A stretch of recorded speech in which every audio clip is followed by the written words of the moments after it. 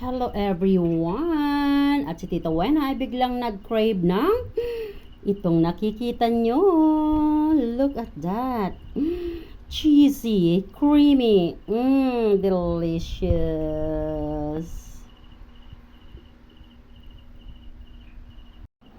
Hello everyone! Ayan, at meron dito si Tita Wena. Al dente macaroni. Hulaan nyo kung ano ang gagawin ko. Ayan. At dito naman ay meron tayong cheese. Cheese chunks.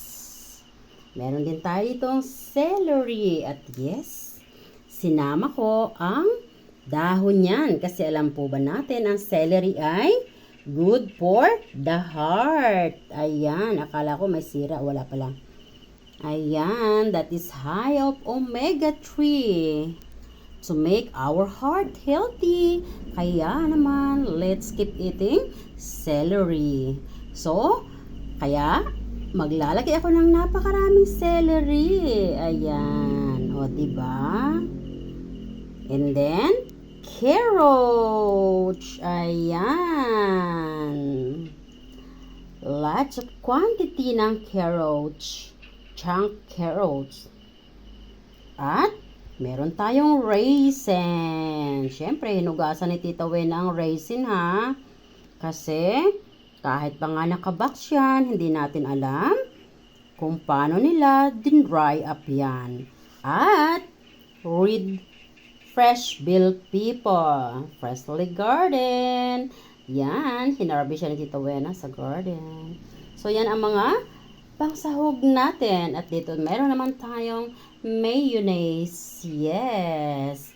And then, meron tayo ditong kondensada. Ayan, kondensada milk at cheese cream. So, ayan, nahulaan nyo na ba ang ating gagawin? Ayan. So, yan nga ay ilalagay na natin dito one by one sa ating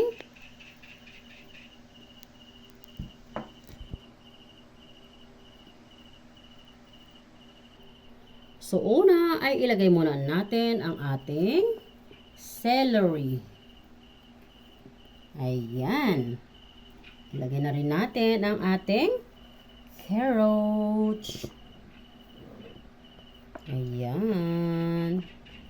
And then ilagay natin ang ating cheese.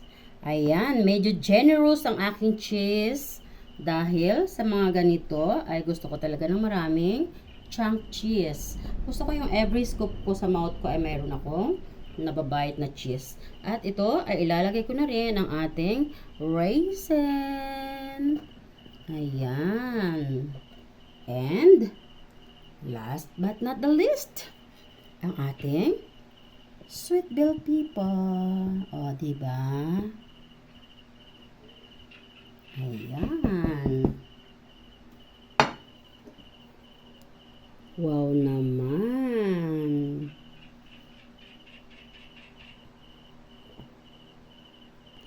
Ayan. At nailagay na nga natin ang lahat ng ingredients. Ayan. Then now, ang isusunod naman natin ay ang ating Mayo Magic. Ayan. So, ang ating Mayo Magic ay paikot na natin dyan.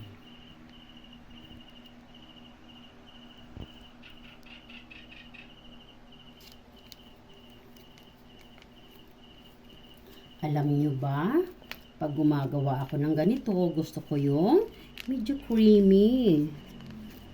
Yes. Guys, alam nyo ba kung bakit ko ito ginagawa? Wala namang my birthday. Hindi rin naman Christmas. Wala namang fiesta. Kasi, nung ako'y nasa abroad pa at ako'y nagpapaaral ng mga anak ko at pamangkin ko, nagsusupport ako sa mama ko at papa ko na may sakit. Gusto kong kainin ang mga to. Pero, yung pera ko ay may pinaglalaanan. Pero ngayon, napag-aral ko na silang lahat.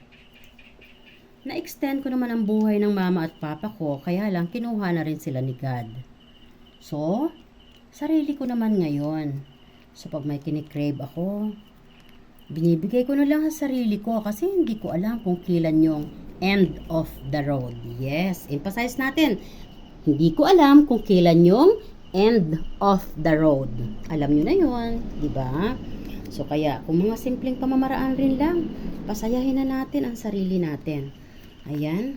At sasairin ko nga itong ating mayonnaise dahil mahal ang ingredients. Ayan. So, squeeze lang yan, Tita Wena. Sige. Squeeze more harder. Ayan. Sige, Tita Wena. Squeeze mo pa yan. O, Tita Wena, tama na. Baka naman madurog na yung plastic. O, diba? Ayan. And then, pagkatapos nating mailagay yung ating mayo, ito naman ang ilalagay natin, si kondensada. Ayan. So, ilagay lang natin yan dyan. Siyempre, sasairin natin yan dahil sayang naman.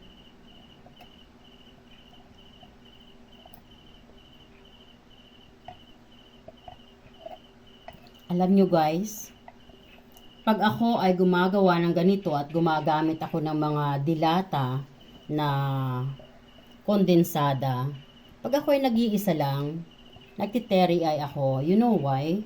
Mayroon akong pamangkin dati. Pag ako ay nagbabalik bayan, lagi akong gumagawa ng fruit salad at saka chicken macaroni salad. Paborito kasi nila yun. Paborito ko rin. Paborito naming lahat. And then, yung tanggalan ko ng milk. Gustong-gusto yun ng pamangkin ko guys. Sinihintay niya at sinasaid niya. Pero, challenge ko siyang bigyan ng isang buo na condensed milk. Kasi naawa naman ako kasi naninimot siya. Ayaw naman niya. Ayaw niya nung buo na buong lata na milk. Gusto niya talaga nung sisimutin lang niya. So anyway, to cut the story short, nasa heaven na siya. So, kaya ako nagtiteri-ay. So, ayan pala. Ilalagay na natin yung ating cream cheese. Ayan. So, ito na yung pinakang huling ingredients ng ating masarap na nyam-nyam. So, ayan. Nahuhulaan nyo na ba? O, syempre, hulang-hula na. Tita Wena talaga, oh. Nonsense. Ayan guys, sarap di ba? Ayan. Oh. Kunwari, nagsisimula pa lang ako ng vlog ko. And, tcharan! Ayan, haluin na natin yan. Haluin na natin, Tita Wena. Mekos mo na yan, Tita Wena. Ang bango ha. In fairness. Napaka laki ng factor ng celery. Ayan guys, ang bango naman. Ayan. Alam nyo guys, isa pang dahilan kung bakit ako gumagawa nito, bukas, ang aking brother next to me ay pupunta dito. Yes. And, yung kanyang wife, nag-birthday siya last week, which is may sakit ako.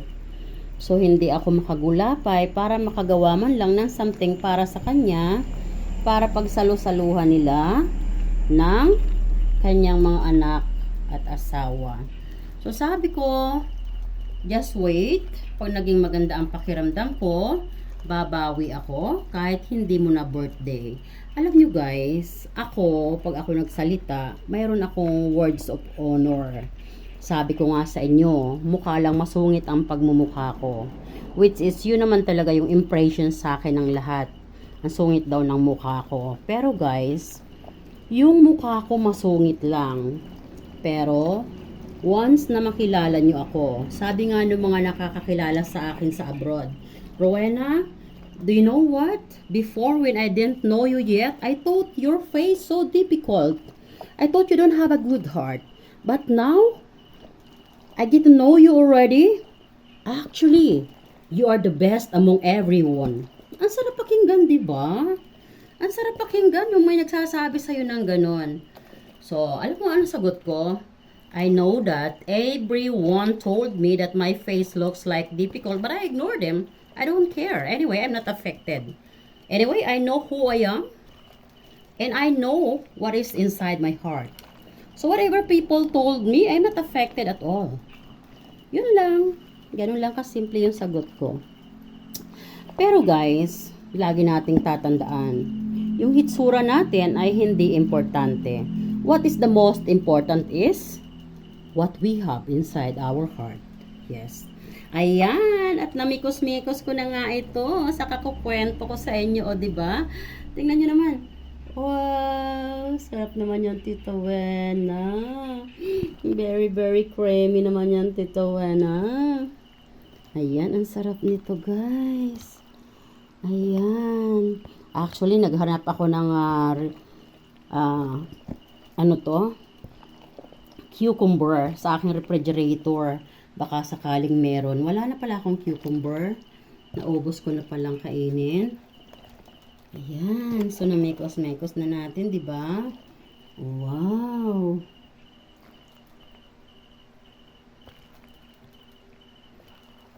Ayan. So, mekos-mekos natin. Portion by portion. Diyan. Ayan.